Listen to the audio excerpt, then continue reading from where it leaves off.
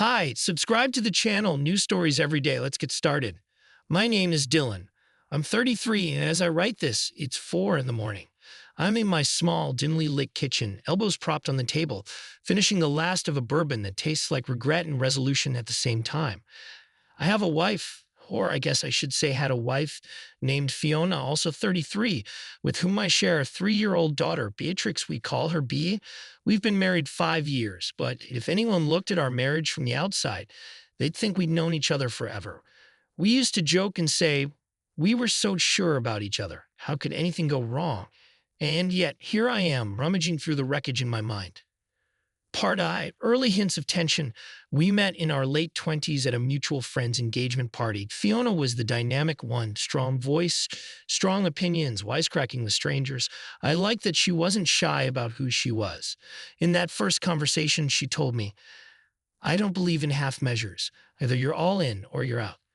I took that as a refreshing dose of honesty. We started dating, and I discovered she was unstoppable, forging ahead at work, planning gatherings with friends, deciding on weekend trips and restaurant choices. At first, I found it exhilarating.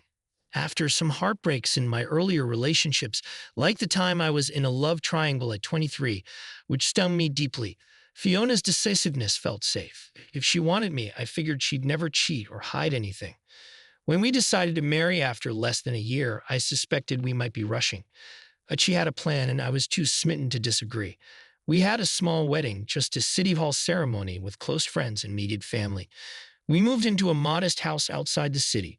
Over the next 2 years, we had Bea. That was the bright moment. Bringing her home, seeing Fiona hold our tiny daughter, swearing we'd always do right by this child. But real life seeps in.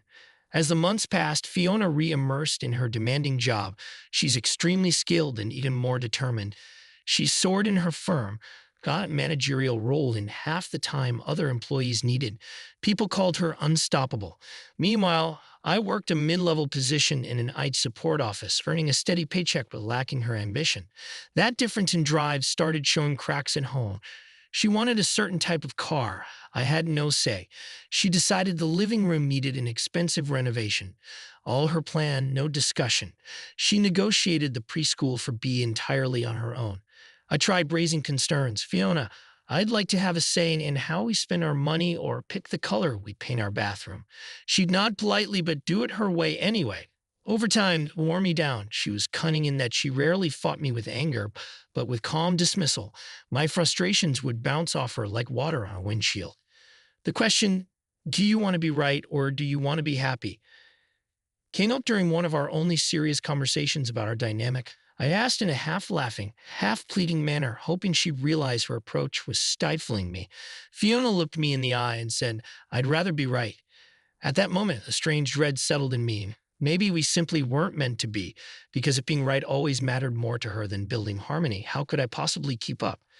Yet I stayed, hoping this was a phase. One day I got an unexpected phone call from an old friend, Mark, who told me Fiona's ex-boyfriend from her college days had recently divorced.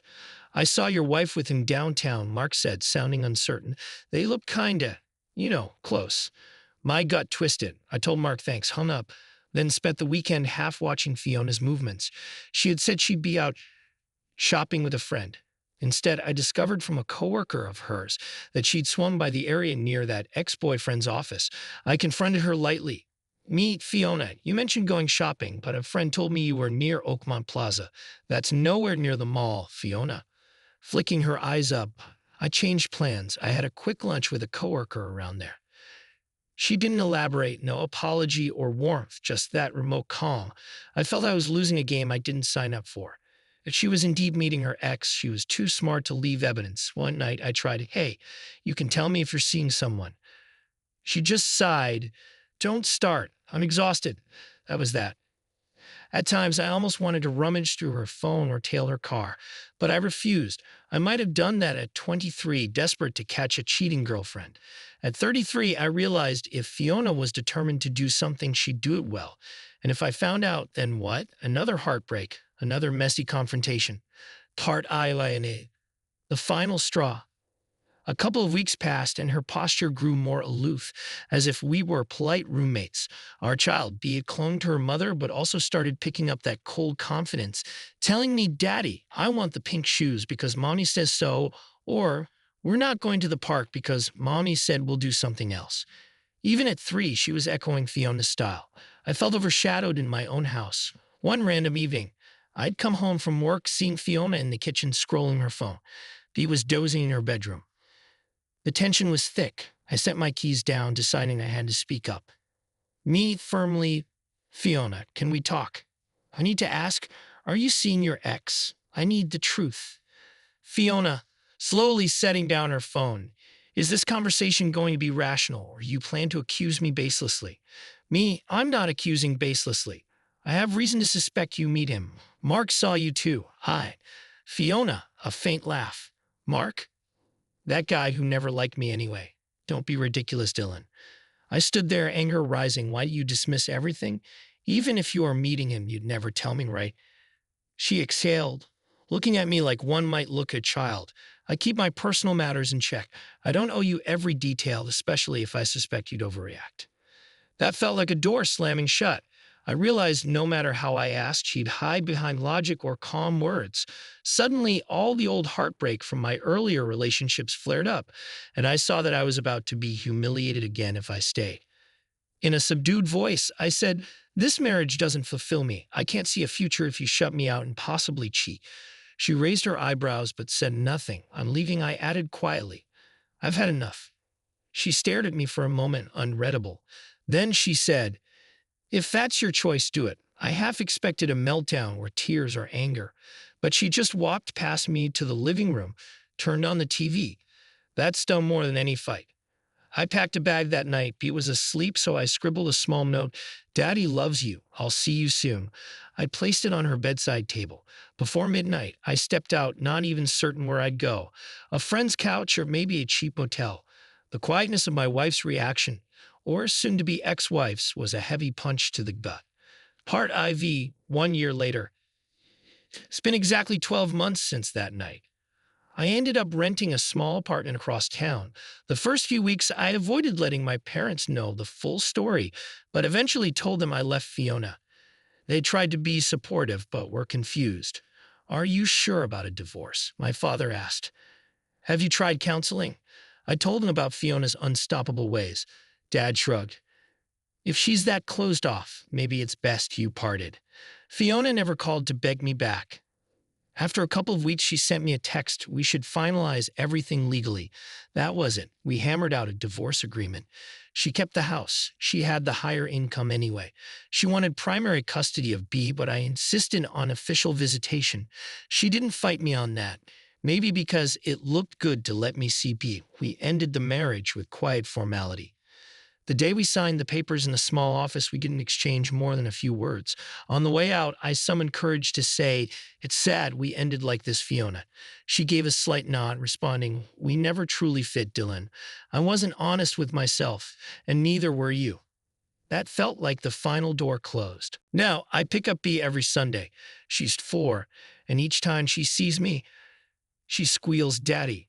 Running to wrap her arms around my legs, it's the highlight of my week. I take her to a small park near my apartment.